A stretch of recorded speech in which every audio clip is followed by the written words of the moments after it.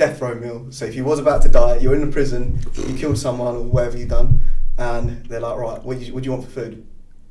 You're going to die tomorrow. I've never thought about it. Big question, yeah. Yeah. And it's very interesting what people say as well. I've had a bourbons and a cup of tea as their last meal, and I'm like, that's ridiculous. It's just a bit boring, isn't it? You're going to die. Spag bowl's probably my favourite thing. Really? I just have like a mixture of everything.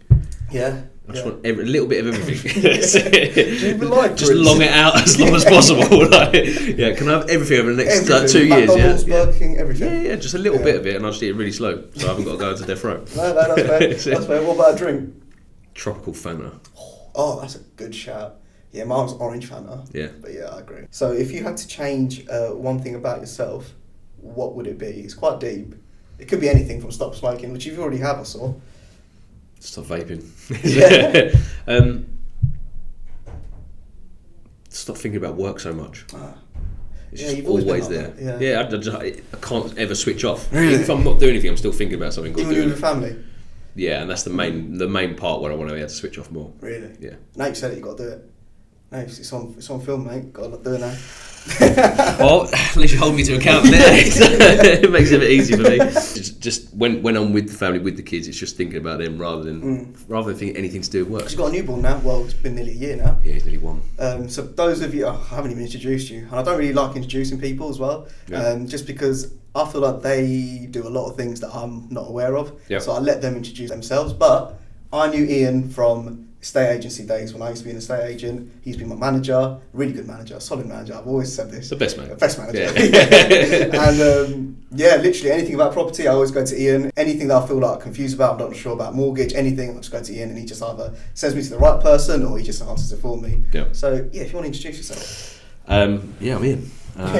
So I'm the team leader of Keller Williams and Bromley. So Keller Williams, we are an estate agency with a difference. So I head up the office and help agents build their own business within our own brand. So it gives them the opportunity to go out and create what I always wanted. So when you're building relationships with people, as you said, like you'll come to me when it's anything to do with property. That gives those agents the ability to be able to do that and grow the business at the same time. So so we're in our office at the moment. It's not going to be our office forever. So we'll probably move to a bigger premises because we've got more and more people coming on. But yeah, it's local Bromley. So I've worked with Alvi before. So I was going to say 10 years ago, but I don't think it was that long. No, I've been in an agency. How was it? 13 years, 14 years. Really? I think you've got loads of vendors, I won't say their names, but they've always come to you. They've always, any property needs, no matter where you are in the business, if you are even in the same company, they'll always go to you, which is quite good. Not many agencies, what I've dealt with, there's loads that I wouldn't go back to. It depends on why you're in it, right? Yeah. Because a lot of people are in it for a job, people are in it for the money. It's like, I'm in it for the people. Yeah. The amount of people that I've met over the years, and now they're more friends. I can go to dinner with them, I can go for a beer with them, I can just meet and have a coffee with them. It's not about business, right? Because then all they're going to do is tell everyone else about me and what we do, right? Well, that's the business element as well, isn't it? You create the relationship and then your word of mouth, and then next thing people just come to you. Yeah, it's fundamental because if you think about, people think about work as work. If you can think about I'm going to work to go and talk to people and change someone else's life. Simple as that, yeah. And you can go to work happy every day. I'm tired today, so if I look tired today, that's it. It's that get up and go, right? If you think about I'm going to work for the sake of work. That's what on Monday. Oh my God, it's Monday. It's like, but you come in to either help people or meet new people, and that's what I love about it. And then obviously you've got the money side of it as well. It's a byproduct of it, right? Yeah. So if you can help, the more people I can help, the money's a byproduct. Yeah. When I used to go to the viewings, I used to go early and just turn the lights on, make sure the blinds are open. Everything. I used to love it. It used to be great. Yeah. So we space for you back here, mate. I bet there is. Property is property, right? And everyone always talks about estate agency or real estate as being in property, but it's not. Again, it's another byproduct because it's not your home that you're renting to somebody else. It's not your home that you're selling to somebody. You're helping someone on a journey, right? So to get from A to B, selling their property, renting, whatever it is, the thing that gets them there is the property, but then you're that person in the middle. Yeah. So you're not in the property business, you're in the people business. Sometimes there's miscommunication. Yeah. And a lot of vendors don't like that. What would you tell the vendors to trust the estate agents? Because that's what I struggled with. It's asking what they want. What a lot of agents do, how a lot of people are trained to do is go in and go, yeah, we're this, we've got this, we've got that. But if you're not asking someone the question, how do you know they want that? Yeah. Right? So it's again, sit down. What do you really want from your agent? Great, yes, I can do that for you. I can do that. So you don't want this? No, perfect. All right. Everyone's different, and that's why if you focus it on a property, that's when you lose, because if you focus on the person, you get to know them really, and it helps a lot more. Right. So you take them on the journey that they want to go on, not the one that you want. There were properties where I just feel like I couldn't sell, but I used to tell the vendors, I'll sell it. I mean, to be fair, I've actually ended up selling it. It was one of that rundown property in there. Yes. And I think I remember that. Yeah, and I was like, I'm not going in there. I think I made you come with me till I see the place. Because I remember when walking in there, I was like, right, there's people been in there, and because I saw the window smashed, and then I saw like food in the kitchen. I was like, right, who's been in there? And then I hear some guy upstairs. I'm like, right, I'm going out. That's when I get you. But what was I going with that? And I remember telling the vendors, right, I could sell this, and I ended up selling it, but I had no and I was kind of afraid, and I think that was the early sales side of me where I just didn't really have the confidence. It's where people don't actually look into it deep enough, because estate agents have a bad name, right? Yeah. I go to parties, whatever it is, everyone asks me what I do. I'm not an estate agent. I'm a real estate broker. Get them thinking differently, right? Yeah. But that's the reason, right? Because we're not a qualified entity, if that makes sense. We've got a bad name, almost like bailiffs and parking attendants, and that's my main mission to change around here. Right. But it's because people come in, they're trained, they're chucked into the water, chucked out there. They've got huge targets they've got to hit. If they don't hit it, they're going to get sacked. Whatever else. Yeah. It's the environment people are put in that makes it uncomfortable for them, so they have to say stuff like that. So something like people going in overvaluing a property or whatever it is. It's like any sales job, though, as well. Yeah, there's just no need for it. If you can give the lion's share of the commission to an agent and say, right, look after that person because they're going to tell all their friends and family how great we are. Right. Best way to do it. But if you look at it, right, I'm going to put heavy targets on you, so you have to go out and just Billy BS everybody, just so you get the business. What's the point? When you have a bad service, you tell everyone, right? You have a great service, you might tell one or two people. Yeah, but you don't really think about it. The bad thing always stays in your head, doesn't it? Yeah. Was there any courses or anything like that for you to even have that mindset that you have now? Not really, no. I think it's just more of a self journey. You have to go through it. So I going through an independent company, then going into a corporate company, seeing the difference of how it actually worked. I think if I was started in a corporate firm, I would have probably acted a little bit differently. I probably would have been in that mindset of just volume, rather than building relationships with people. Yes, you got to think. I met with one of my old landlords last week. He was my first ever landlord that I ever did business with when I was 19. Really? And he's still with you? Still talk to him. That's beautiful. Nice. So it's just, but with that's a relationship that I've bonded with. Anyone else that speaks to him, he's like, let me go and ask Iain. Yeah. So, but you've got that trust, don't you? You have to build that. Yeah. Anyone to do business, they need to know, like, and trust you. If you lose trust, that's everything gone. That's it. Yeah. Getting people to like you is not difficult. Nah. If you smile and shake their hand and be nice. Everyone likes you. But that's the easiest thing to build. But the trust element is the hardest thing to build, but the easiest thing to lose. I did a lot of sort of self-discovery and self-teaching. Because there wasn't anything else out there. Right. It's just how do you do it? And then obviously this business came along, and it was just everything that I've always wanted a business to be, and now it just helps. So it makes it easier. A lot of agencies, even when you're looking at selling your house, right? Yeah. People tie you into a 12, 15, 18, 20, 40 week contract that you can't go anywhere because you're ours. It's nonsense. That is really it's ridiculous, like, isn't it? Why not say, right, if I don't sell it, you can sack me anytime, 0 week contract. That's the way to gain someone's trust. But then everybody else, even like managed properties, things like that, because they're locked into such a tight agreement with the agent. Yeah. That's why they're fearful of moving anywhere else, or they can't afford to move anywhere else because it costs them a fortune. But why would an agency actually tie you into such a hard agreement if they give the service? It seems like a very old school way of... Massively. Yeah. And is that changing? Like, is this... It's not a high street brand, is it? So it's an online thing? No. What is it? Somewhere in the middle. Yeah, right. So it's somewhere like a hub model. So the office that we're sitting in now, it's not for customers. Yeah, it's not. You can bring your customers in, the agents can have meetings and whatever else, but it's built for the agents.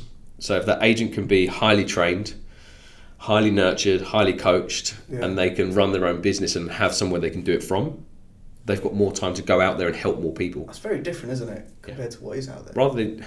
Like this, not this in the high street of people out there. I was going to ask there's great, there's great agents all over the place. Yeah. But how many times you walk past and someone's doing this on their phone? Yeah. You put me in the front desk of the office. I still used to beat to the door. Yeah, that's true. But it's why aren't you out there doing something? Helping in the community or doing something for charity or even researching. Going to talk to people, local businesses, because they're the people that fundamentally are in these properties that you want to help and move with, rather than sitting behind something all the time. Sitting behind someone else's brand or someone else's desk or having to sit there just in case the phone rings. It's like everyone's got a mobile phone, so I'll say that one's somewhere. I have got one. Everyone's got it, so you're contactable 24/7. Why do you need to be stuck in an office? That's so true, very true. And do you think that that's changing? Or high street agencies are still where they were 10 years ago? Like, is it changing? They're growing, they're adapting. I think that the property market's adapting so fast. They're trying to change what they do. We're obviously doing what we're doing anyway, and it's just how do they compete with each other? Everyone talks about market share all the time. It's like what you need to look at is how many people can I help get through a journey, rather than just looking at we're number one. There's no right move stats. It's nonsense. The high street will never die agency. Really? It will adapt. I thought it would be more online based. There'll be less offices, but there'll be more bigger offices, if that makes sense. Right, so almost like a similar model to what we have, but on the high street.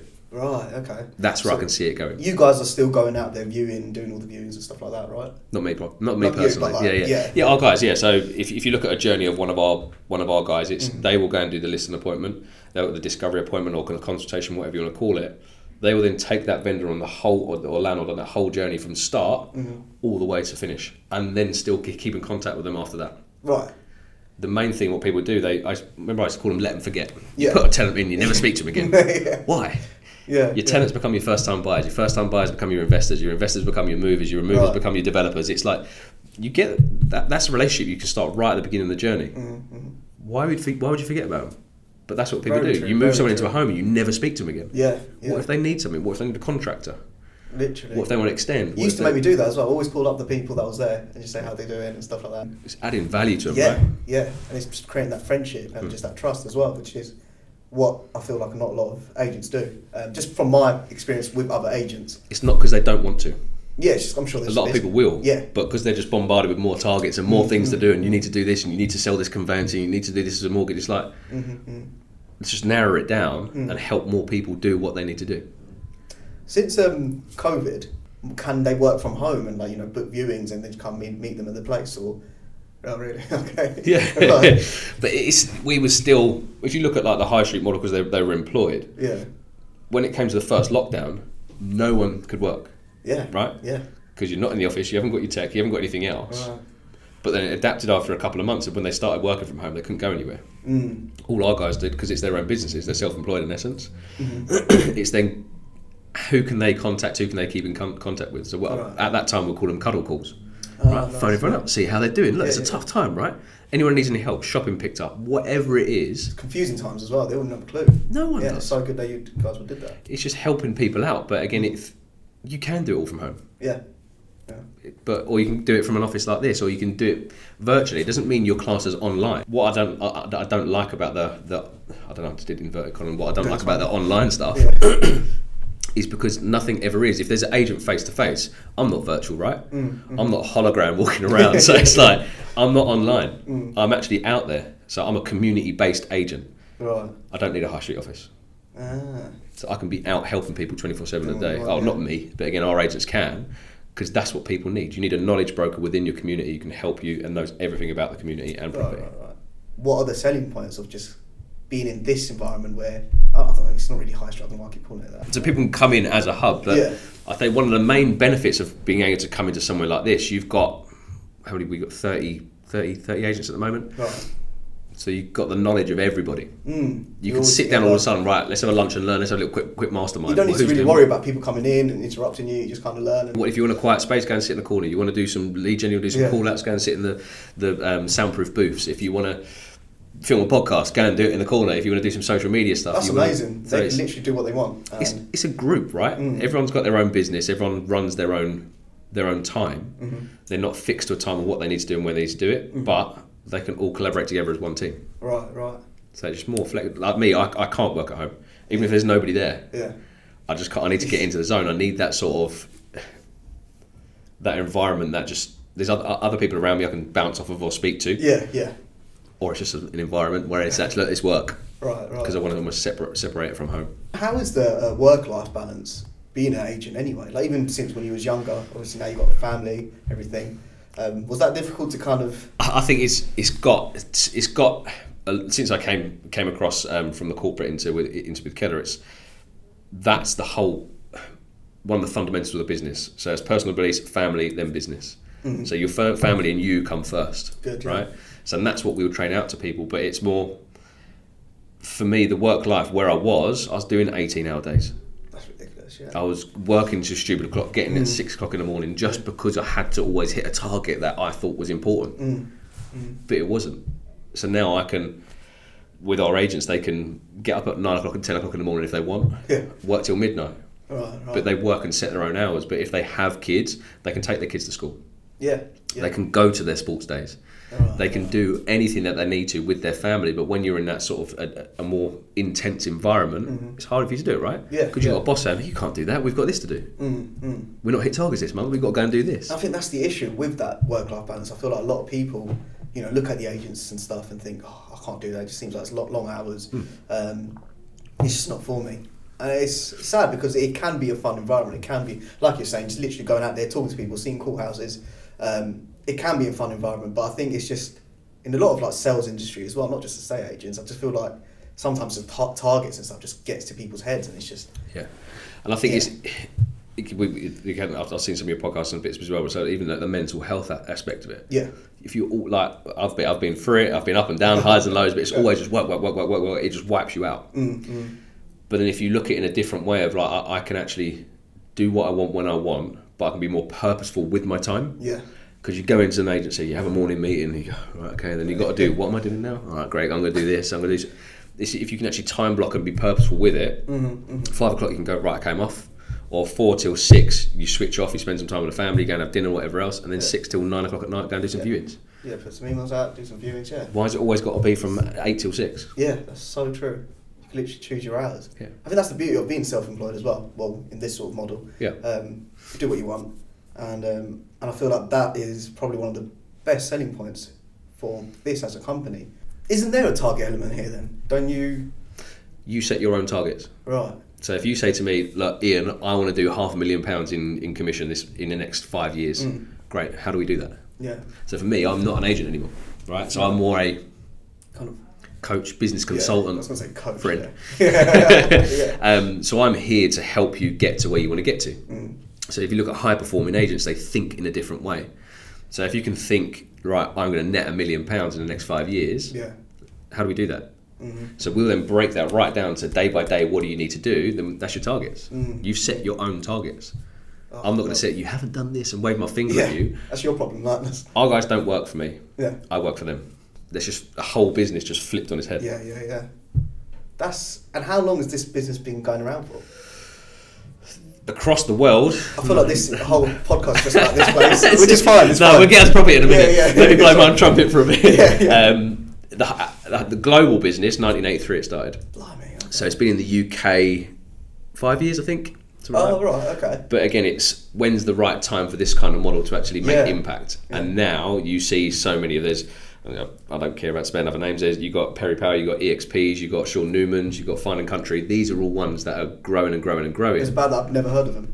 Exactly. Yeah. That's what I mean. Right. And everyone looks at it as like, well, why aren't more agents actually reaching out to this?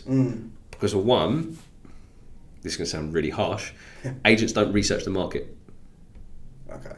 How can someone not research the market and say they're an expert in the property industry? If you research the market, you'd understand what all these models do, exactly how they work. Like if you know how 10 different high street models, how they work differently, you know how to pitch yourself in between them, right? But if you don't research it, you never know. Right. But no one's heard of these guys, or even us, right? But then that's my main role. So I've got a huge vision of where I want this business to be and why I'm in it. I'm trying to change the industry in a local area. It's easy for me to start small and go big, right? So if I can do that so the consumer and customer gets a better experience from their agent, I've won. I think what you were saying about doing a podcast and stuff like that, getting a bit more social. But like I said, I didn't know any of the brands that you've mentioned. And I feel like if this place did that, go out there on social media, I feel like everything's on social media now. I'm trying to keep up with it myself. It just confuses me. I bet. I feel really old. Mate, Mate, so do I haven't felt like this ever. So Yeah. it's only this year I'm starting to feel like, right, Yeah. I'm old. Yeah, I need to Even learn though I'm this not. stuff. I'm not even 30 yet, so I'm like the youngest person alive, so it's fine. Yes. Where was I going with that? Yeah, I just feel like a lot of people just don't see the new environment and they're just afraid of it. And I don't know if that's where you're struggling with, like hiring and stuff like that. It's the right people. It's not for everybody. I can speak to people every single day, and I can see one golden nugget. And right, okay, great, perfect. I can sell anyone a dream, right? I can sell anyone anything I need to. This cannot be sold. It needs to be nurtured. Yeah. So, is it the right time for you? What life do you want to live? Yeah. Do you want more time? Do you want more money? Do you want more flexibility? Do you want to build a business that you own, rather than feeding someone else 95% of the commission? Because that's all you're doing, is feeding someone else most of the commission all the time, right? Or 90% or 80%, whatever it is, you're giving it away. So it's more of like, what does it actually look like moving forward? Because it will explode. Yeah. It will almost be like, I'm going to wait.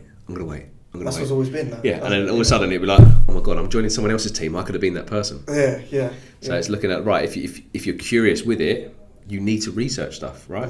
Right, I'll look at doing it in 2 years' time. All right, so why not research it down? Yeah. So you know what to do in 2 years. Yeah, that's so true. And it's always, I'm very much a person, I always like to preempt stuff. If I'm buying something or I'm buying a house or whatever else. So I think one of the questions you asked, you were going to be asking today. I don't know if I should know what the questions are. About first-time buyers, things like that, right? Yeah, Because people don't understand what they need and what they need to do. Actually, let's ask the question, yeah. I mean, most of my listeners, I've done a little tally, and most of them are first-time buyers. There's only a handful that's, property owners, but some of them are looking to either buy a place or even just that they're renting at the moment. They don't know where to start. I don't really know where to start. I'm looking to actually buy a place. I'm going to be coming to you. Who do I talk to? I've spoken to the mortgage advisor who advised me last year, I think, and she's given me good advice, telling me exactly what I need to save to get this. Now I want to go back and actually give a little update. Right, am I still on the right path? Where where do they start? Where do first time buyers just cut this short, just find me. Yeah, I'll put the details below.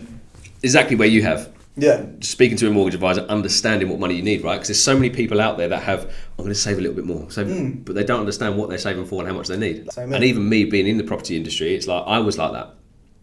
Oh yeah, I'm just going to rent. I don't know, I can't afford it at the moment. I can't afford it. But again, if you set your mind to it, what you focus on expands, right? So if you say like, your step one is speak to a mortgage broker. Don't go direct to your bank. Speak to a broker who's professional, who knows what they're doing. They will take you on that transition period. And that was always my advice to people as well. Some people think, I'll just talk to my bank. Like, no, speak to a mortgage advisor first, because they'll send you to the right direction. They'll get you a better deal than your bank will give you. Yeah, that's true. And it's but yeah, if you can understand exactly how much you need, because there's so many people out there that probably could buy, they just don't. But they don't, because I haven't got enough yet. Yeah. Because everyone says I need 50 grand. It's like, no, I think I bought my first place with 18 grand, something like that. Really? Yeah. So it's looking at what the different deals are. But again, the first mortgage repayments are huge. Yeah. But then after 2 years, you can remortgage and bring it down. Really? So you've got 2 years worth of pain. Yeah. So then, right, I've got this. And then every 2 years, you can refinance, either pull money out of it and reinvest it, whatever you want to do. There's so much more you can do with it. So it's more of like, if you're thinking of it, reach out to a mortgage broker. If you haven't got anybody, but surely they need like some sort of minimum in their savings, right? Depends where you're buying. Okay. If you're buying in, I don't know, Doncaster, Yeah. you can get a studio flat or one bedroom flat for 50 grand. Yeah. You're not going to leave a lot of savings, right? So it's just understanding where you want to move to. Because like you look at Bromley, right? In my mind, it should be a more expensive area. The actual prices, I think they're actually quite low for the location of where it is. Oh, okay. I thought they were quite high. But if you look at a little bit further out, so my first place I bought in Biggin Hill. Yeah. A lot lower compared to, you're still part of a London Borough of Bromley. Yeah, you are. And then what you do, I can then earn my money on that, sell it and move further in. And sometimes people just want to be in everything straight away. Sometimes you need to sacrifice something just to... It's compromise, right? Yeah. It's just compromise of where you want to be. Right, okay. Because for the price I bought my first house for, a 3-bed house, I could have got one, maybe 2-bedroom flat around here. Because you can use a property to use that money that you're paying in a mortgage to pull the money out after a couple of years and reinvest it into other stuff. That was my plan originally, yeah. If it's, I don't know if you're into crypto, you're into property investment, you're into NFTs, whatever it is, it's looking at, right, okay, this house, not only does it keep me warm when it's my family home, but I can use it to actually invest in other stuff. Right. And be sensible with the money. It's a very smart way of thinking. A lot of people will buy one property, get enough equity in it, take the money out into equity, and then go and buy something else. Right. Get another one, buy something else. And it's just you're constantly using the money to be able to do it, to have an income through rental. Right. Okay. But as long as you're being smart with your money, probably not the smartest person with money, but it's just like the fundamentals of buying a property is not just about getting your mortgage paid. Yeah. You can still use that as a fundamental piece of real estate to fund other things. That has helped me out. I feel like I have a better idea of what I want to do now. Yeah. Cool. Now, one of the questions along that line actually, why do rich people rent? Because there's a saying, I think was it, live where you can rent, and then I can't remember. Do you know the saying? There's so many different people that I see on YouTube, Instagram, everything else. I agree with it. I don't agree with it. It's what I was just saying as well. So you can utilise a property that you own to pull money out of it to put back in, right? Yeah. But a lot of people, they rent because what they do, they rather than just paying the bank for a property, they might want to move around every 6 months. They might need to move overseas and everything else. It's what they can actually do with it. What they invest their money in, instead of putting 50 grand on a house, they'll put it into another property maybe that they're going to rent out, or they put it into something that's going to give them money back. Right. Because when you buy a property, it doesn't pay you anything, right? Yeah. You pay for the property. Yeah. Until you can refinance it. What they will always put their money into is stuff that's always going to give them money back. It's guaranteed that property prices will always go up. Even if they do crash, they do go down, they will always go back up, right? Yeah. So you're always going to get something on it if it's a long-term investment. So for me, it's a lifetime investment. I understand why other people do it. Rich people, wealthy people, whatever it is, they like to put their money into stuff that's going to give them money back. If somebody's looking for an agent, research it. Know the questions you want answered, know the questions you want to ask, and ensure that you get the right answer for what you're going to get, right? Because you've got some people that might not have the money to be able to employ someone who's at 2.5%, but they may lose more than that on someone not negotiating right. Right. So it's understanding the fundamentals, because people usually look at their property price and the fee they pay. Yeah. What's the highest price they can get and the lowest fee they can pay? If I negotiated like that, I'd be no good at my job, right? Yeah. So it's always looking at what do you need. Okay. So high street, yes, there's some fantastic agents out there. Yeah. Online, there's some fantastic agents out there. With the hub model as well, self-employed model, there's some great agents out there. It's knowing what do you want. That's why none of it will die. Some of it will go lower, some will go higher. It's just looking at the balance, but it's all about the actual consumer and customer rather than who's who. Would you, we're just kind of stepping away from the question, but that just makes me want to ask you this question. Would you want your own sort of high street agent at all? No, I've got one. Oh, I guess I've got 30 odd agents that I'm helping build their own businesses. So coaching and stuff. The more I get asked the question, why aren't I an agent in this model? Yeah. Because my main vision and my main goal is to help as many people move as possible in the right way with the right agents. Right. If I can help 100 agents help 100 people move, that's a lot of people I'm helping. Right. If I'm doing it myself, I'm not going to be able to do that volume. So if I can coach people and guide people to do it in the right way, and they earn the money out of it as well, they've got a great business, they're earning out of it, I'm earning out of it. Coming to you as well because of their word of mouth and stuff. Just helping more people by helping one person. Yeah. Right, so we've done tips for best way of getting on the ladder. That's one of the questions. We kind of discussed it briefly. Just know where you want to live and get the right advice of what money you're going to need. Right. Yeah. Is that just simple as that? I mean, just speak to a mortgage advisor. Get in front of a broker and speak to an agent. Because an agent, a qualified, I can't say qualified because we don't have qualifications, but a qualified agent who knows what they're talking about will be able to guide you through it as well. Right. There is qualification in America though, isn't there? Yeah. It's coming. It's coming, It will come, and I'm looking forward to it to come to the UK. What is the biggest mistake buyers make? Rushing into it. Really? Yeah. Well, I don't know really. I think people worry about, like for me, I felt like there were certain times they were saying, oh, stamp duty, September, do it before then. And I was like, oh God, I feel pressured now. As a first time buyer, it makes no difference. Right. Because you've still got a saving grace on it anyway. But I think that the main mistake people make is rushing into it. So find the right place, because you've got these help to buy ISAs, you've got other help to buyers, you've got new homes, you've got second-hand sales. There's so much to look at. Research it, understand why you want to move, understand exactly what you need to do. Don't rush into it and make the right decision on it. Because I think if you rush into buying somewhere, especially if you help to buy, It's going to take you a long time to get out of it. And it's a similar question as well. The same person asked, what are the mistakes renters make as well? That's a harder question. Yeah. Mistakes renters make, not rushing into it because you can move in 6 months. Yeah. Is there any commitments they make, like in contracts and stuff like that? Is there certain things they don't look at? Or one thing that I've always looked at is like how do you get a better relationship with landlord and tenant, or agent and tenant? And I think it's the easiest mistake for any tenant to make is to get on the bad side of their agent or their landlord. Right. It's not because they're going to be nasty to them or abusive to them. It's just like, if you want someone on side, make sure you're on side, right? So good tenants get looked after. I'm not going to say annoying. I'm going to say bad tenants won't, right? Yeah. And it's just that vicious circle of what you want done. And if you don't want your rent hiked every single year, be nice.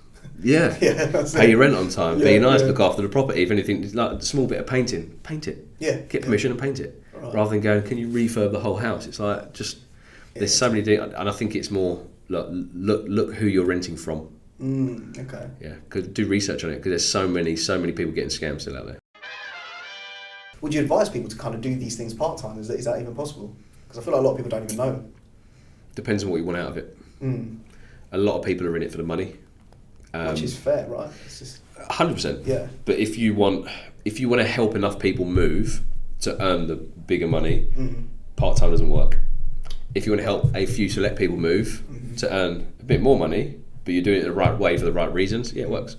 Okay. But you need to, not only your customers and your clients and your sphere, your database needs to understand that you can't have me 24/7 because this is what I'm doing. Right.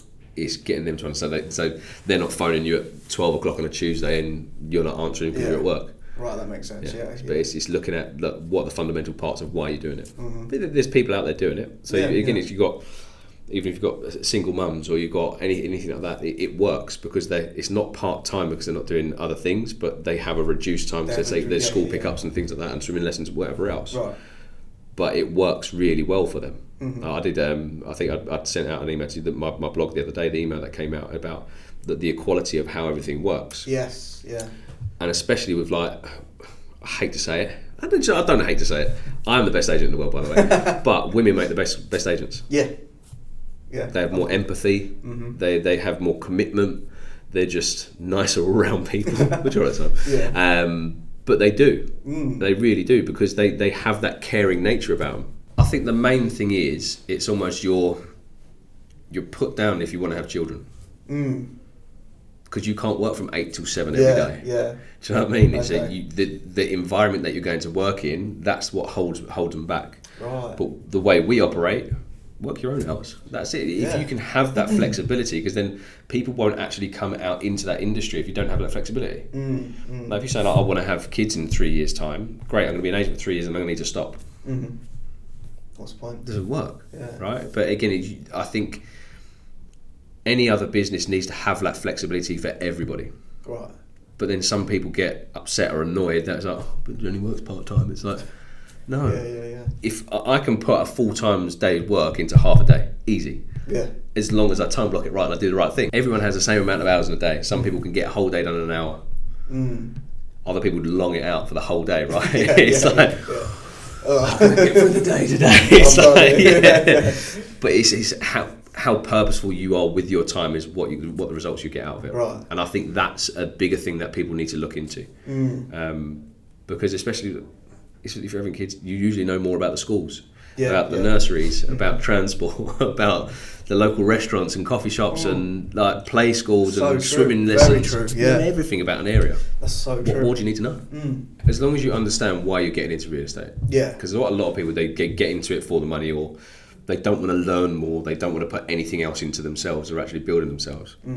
I think it's, if you're learning based, you like to grow and understand what the property industry means, but also learn and work on yourself. This is a great thing to get into. And how do someone that come in, how can they build clients themselves without even being in the industry? How many people do you know live in houses? Quite a lot. Yeah. Yeah. Right. Sorry. Okay. People overcomplicate stuff. People always go, because if you work for somebody else, you work in a bigger business, you don't scream and shout about it to your friends and families and loved ones. But like you don't go to the pub afterwards. You don't go to a family meal and go, oh yeah, do you know what? I work for X, Y, and Z estate agents, and this is what I do. It's like you don't do it because you're out of work hours, right? But when it's your business, you do what you want to do. I'm going to phone my nan, my auntie, my friends, my sister's dog's friends, auntie's hamster, whatever, right? I'm going to tell everybody, but why I do it. Because it's not just about, oh yeah, just let you know I started my own business, I'm in real estate. Yeah, great, thanks, bye. It's just like, this is what I do and this is why. But it's almost, if you can get deeper into someone's, I'm not going to get deep on this, it's like into someone's soul, right? Into the true meaning of it.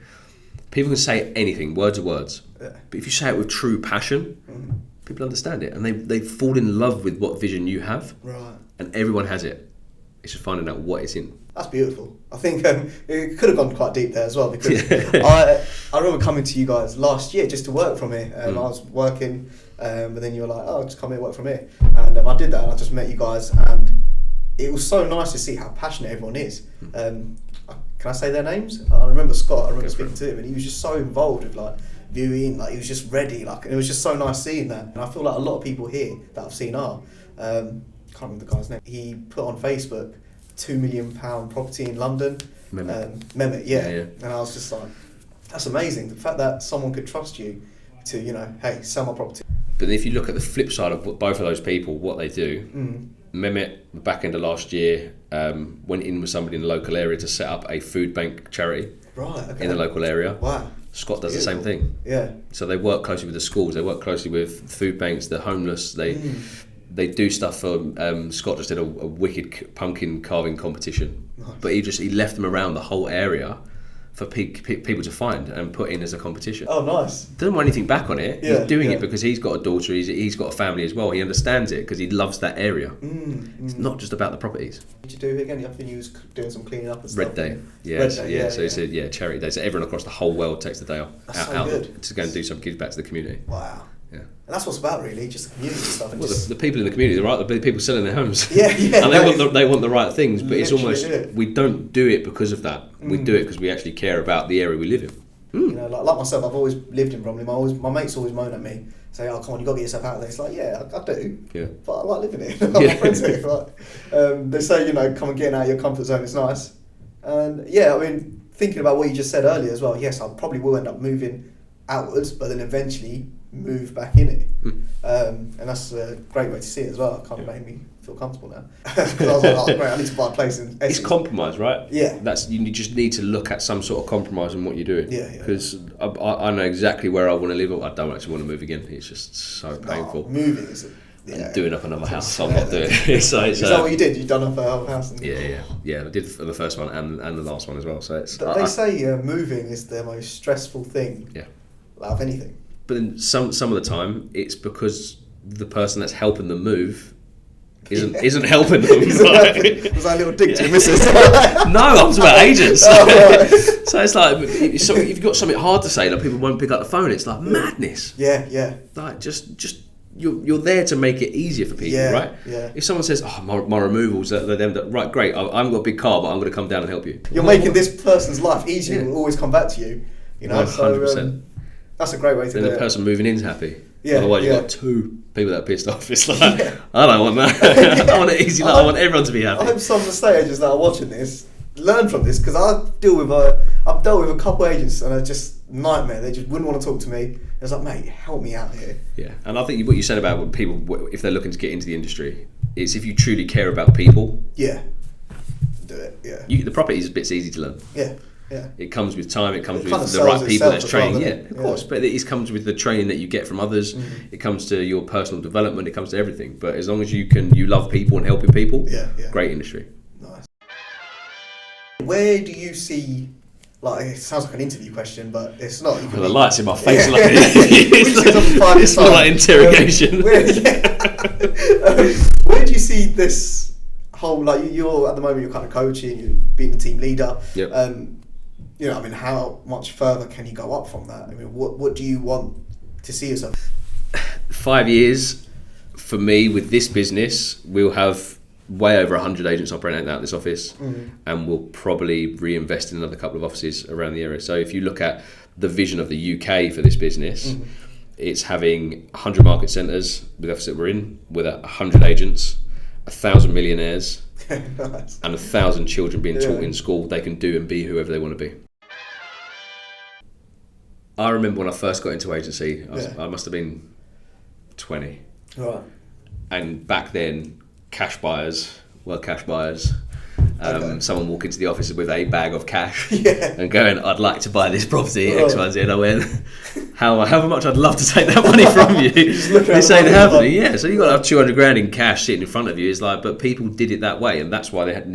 Again, it's a lot of people probably would have took it. Yeah. Right. I would have.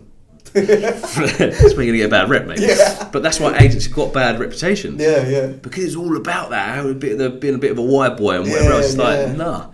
But there's so many stories. But there's like bad tenants, good tenants. There's bad buyers, people pulling out on the last day of exchange and just before exchange. It's like, but then you're literally having to pick up the pieces on someone else telling you you can't move. They've just pulled out. I'm so sorry. With all this 3 months of hard work we've been through. Yeah. We're going to have to start again, I'm sorry. Oh, God. But that's the sort of conversations people don't like. But the longer you leave it, the worse it gets. Have you been to a property before? Like, I know you're not viewing anything stuff like that anymore, but when you did, has there been any properties where you just looked at it and thought, there's no way I'm selling this, it's just so grotty and horrible? Yeah, I've looked at it, but then I've advised. You advised? Yeah. Right, I've advised, this is what we need to tweak, right? Right. Because the market dictates the market, nothing else does. Yeah. So if you can't compete with something else that's on the market, there's no point in putting. What's the dirtiest property you've seen? There was one just past Bromley North, and there was a hoarder in there, floor to ceiling, just newspapers. It's obviously it's like the hoarding's a mental illness, right? So it was quite sad to see, but it was just years and years and years and years of it. And it's how someone has to walk through a little space to go and sleep on their bed, but that's how they worked and that's how they interrupted. But because I think they then moved out and left it there. It cost the landlord thousands just to get rid of. Renter. Oh, right. Yeah. Wow. Yeah.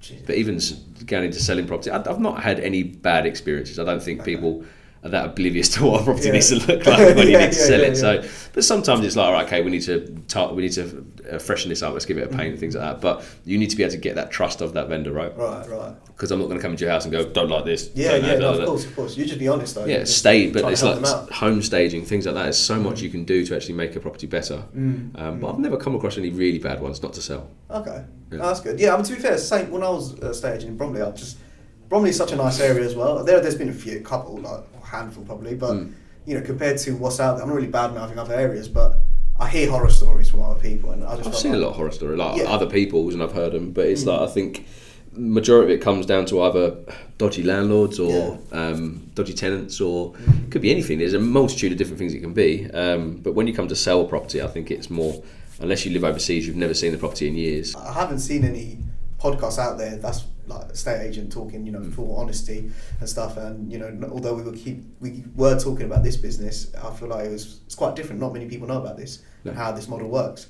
I feel like this. I'm not saying this will blow to millions of views, but if it does, then come on, comment. I'll give all the details below. Message him. A bunch of people message. Not all at the same time. But I think it's a great idea, and I feel like you mentioned that you want to get into podcasts, you want to start talking about it. Yeah. It would be so nice to hear, just what the other guys, they've just come from a property viewing. This happened. It would be nice to hear their story as well. Yeah, there's a multitude of things that I really want to talk about. It's almost like, you've got the economy, like the local businesses, people that run the business, everything, because everything always comes back to property. Yeah. Everything. That's why when at the lockdown it was all sort of property first, because we could start getting people back out there.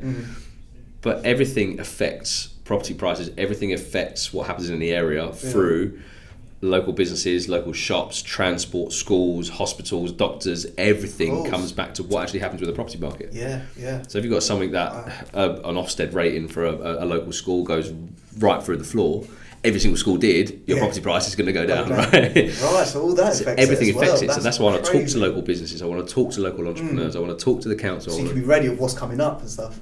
But it's getting them to actually fundamentally look at what's happening in the area. Right. And if you're an agent, I'd highly recommend speaking to local businesses. Every single person that's in your community, speak to them, because they will be the person that knows something that's happening that you don't.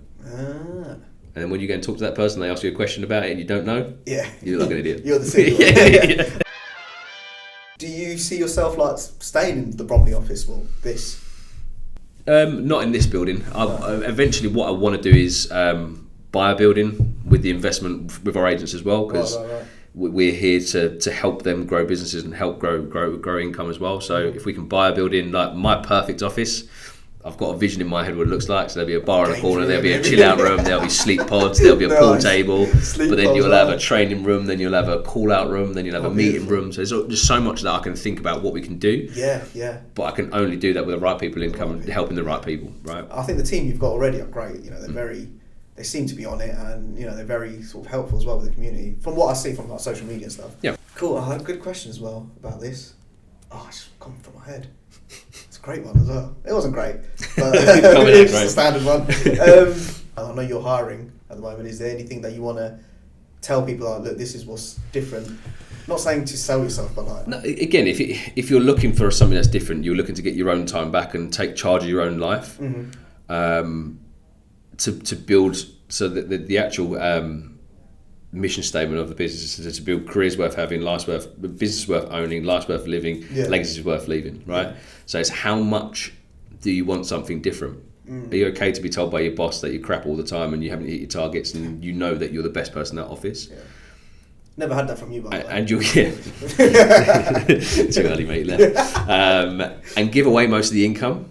Or do you want to do something for yourself? It's like there's so many magnitudes of it, right? It's again, as what I was saying, the high street's never going to die. There's great agents out there, but that's the model for them. If you want something different, research it, speak to people. It's we're going to dominate because that's my vision, that's my goal, and I usually get where I want to get to. Nice. So it's just the right people with us doing it in the right amount of time. Because the more people we have out there, the better the moving experience is for the whole of the community. Since the lockdown, I mean, I feel like a lot of people managed to save a lot of money through the lockdown the past 2 years. Has the sales increased for you guys?